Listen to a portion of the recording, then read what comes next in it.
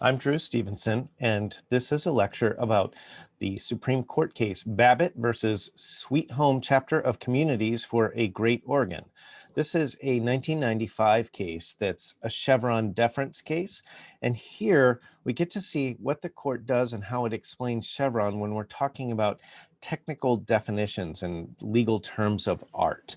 So for my students, just as a quick recap, Chevron is a doctrine from a 1984 Supreme Court case that says when a statute is ambiguous or silent on a specific point that's the issue in the case, the agency that the statute is kind of addressed to, what is entrusted by Congress with implementing that statute, will come up with an interpretation to fill in the gaps. And the idea is that courts should defer to the agency as long as its interpretation is reasonable.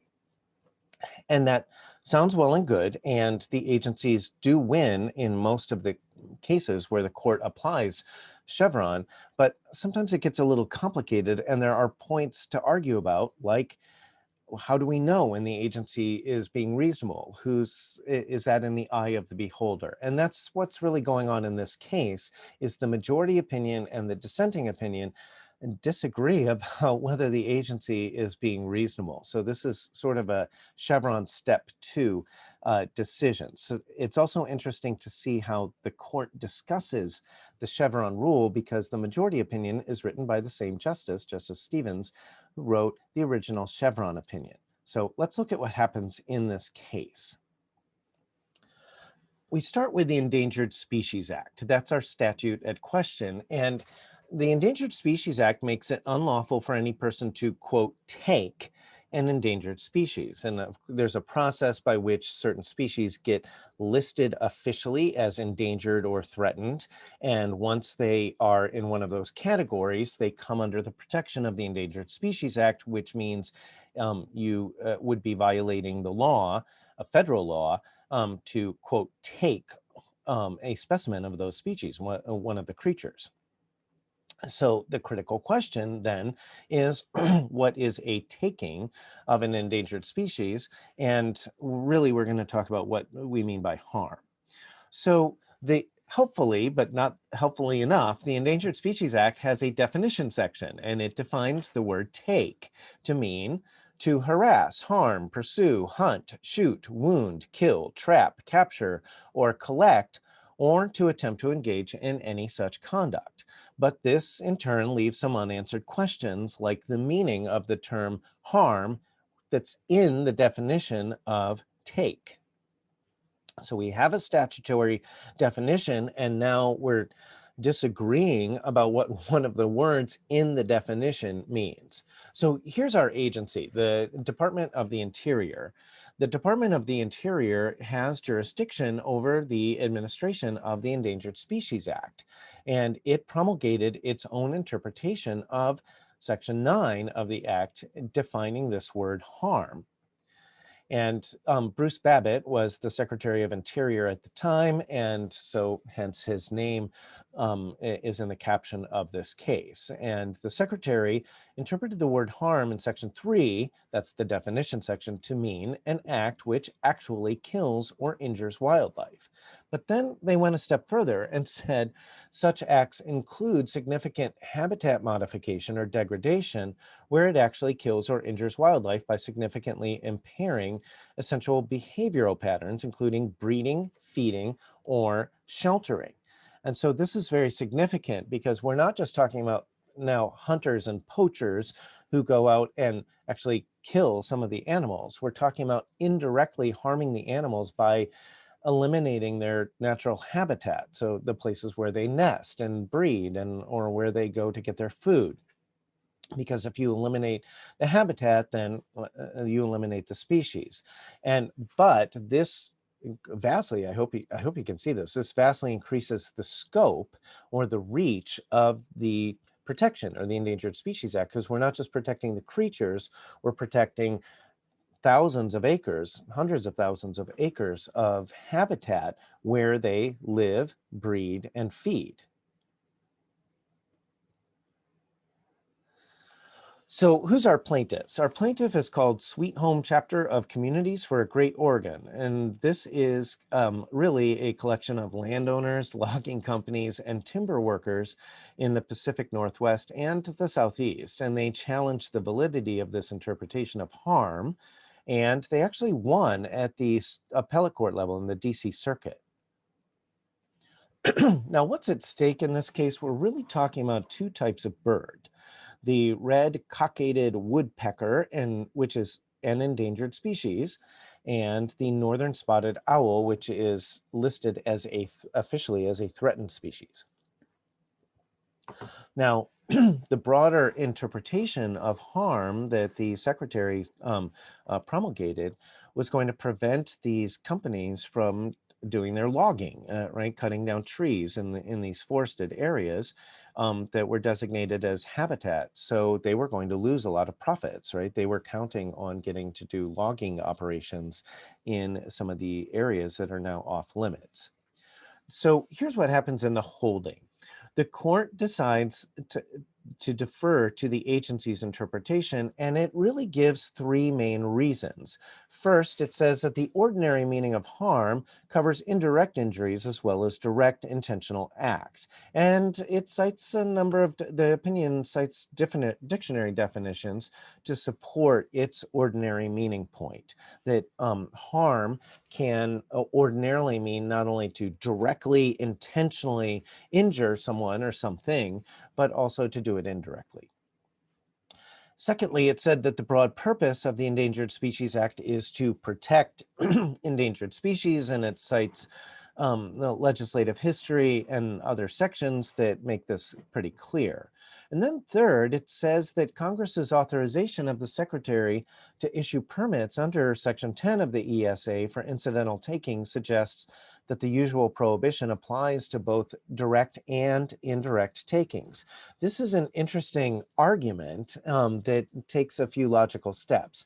The idea is that there's another section of this statute that allows the Secretary to make special exceptions in certain cases. And they take the exceptions and argue that basically the exception proves the general rule. If we weren't talking about indirect harm, then we wouldn't need exceptions for indirect harm. This is a very kind of sophisticated type of legal argument that it would be good for law students to learn, to sometimes look in the exceptions section sometimes to bolster your argument for defining the rule itself. Sometimes the exception helps define the rule. Okay, let's go back and continue with what the court does.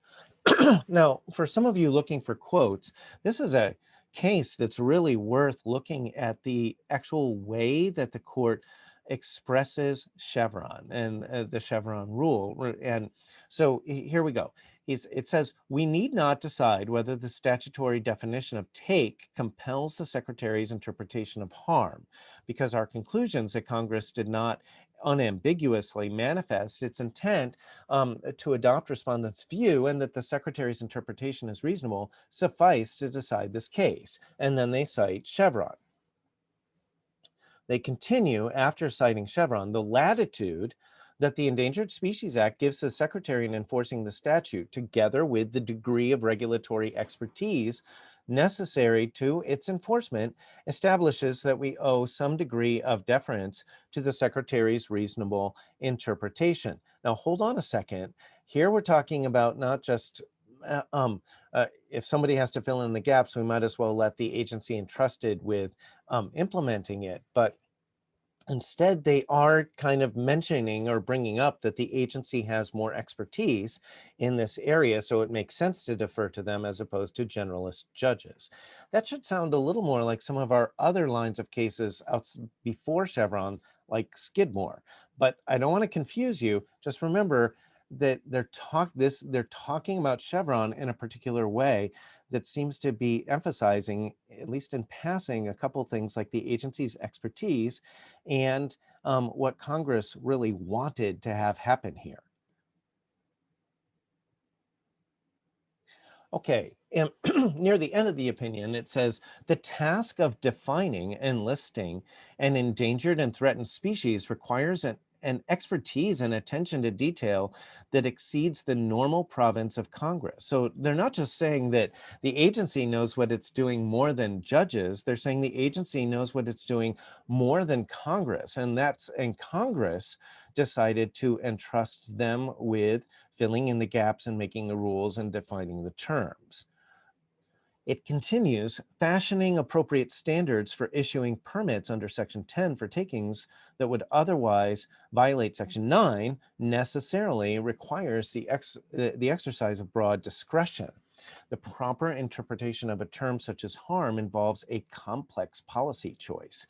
And when Congress has entrusted the Secretary with broad discretion, we are especially reluctant to substitute our views of wise policy for his, that is, the Secretary, and it cites Chevron again near the end of the opinion.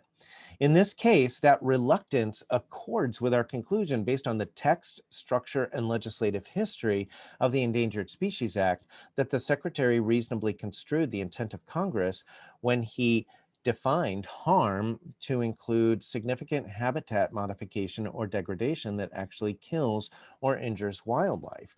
And by the way, this is this little phrase here of text, structure, and history is interesting because Justice Kavanaugh, who is now on the Supreme Court, has been sort of favoring a phrase that we should interpret statutes based on text, history, and tradition. He has this sort of like triad that he likes to use. And this is a little triplet or linguistic triad that the court has used in different cases in different ways. And it's interesting to see that here they're using this for actually giving Chevron deference to an agency. There is a scathing dissent from Justice Scalia. That's the only kind of dissent that he wrote. And he conceded that this is a Chevron case, but then he said that the agency should not get deference under Chevron. And he cites several reasons that the regulation should fail at Chevron step 2.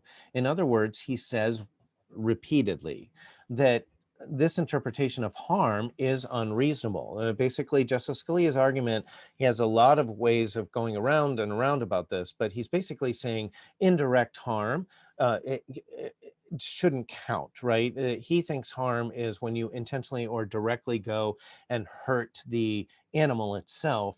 He doesn't think that injuring the habitat should count as harm under the statute. And so he cites a lot of dictionaries. He uses some logical arguments and rhetoric. He also points to how the word is used elsewhere in the same statute. And so the Endangered Species Act is a pretty big statute, and harm comes up in a few other places. And what Justice Scalia is doing here is he's applying a canon of statutory construction that's optional, really, that says if there's a word that any word that you should interpret each word the same way every time it occurs in a statute, even kind of a common word like harm.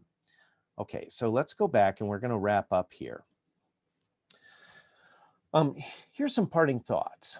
Even though the court in this case does talk about the agency's expertise as a reason for deferring to it, if you read the whole opinion, it spends a lot more time on congressional intent to delegate the decision to the secretary. In fact, you could, if this case was your introduction to Chevron, you would get the idea that the court is actually deferring to Congress, not just to the agency, because they use a lot of language about Congress wanted this agency to make this decision, so we have to defer to Congress. And keep in mind, when we talk about Chevron deference, we really mean courts deferring to agencies, but the language in this statute could really give the impression that we're talking about Chevron as a way of deferring to Congress itself. And what's interesting about this is who's writing this opinion. It's Justice Stevens, who also wrote the majority opinion in Chevron. And something that's, to me, fascinating about the Chevron line of cases is that Justice Stevens always has a little different take than the other members on the court about what Chevron means. And in fact, near the end of his time on the court, he started to write concurring and dissenting opinions saying, that's not what Chevron means. I wrote Chevron and I know what it means. And the other justices are saying, we don't care what you think Chevron means. We think we know what it means. And this is an opinion where part of why I quote it so extensively is it's interesting to see how the author of the Chevron opinion is now re-explaining or paraphrasing what he thought Chevron did. Okay, that concludes our lecture about the Babbitt versus Sweet Home case.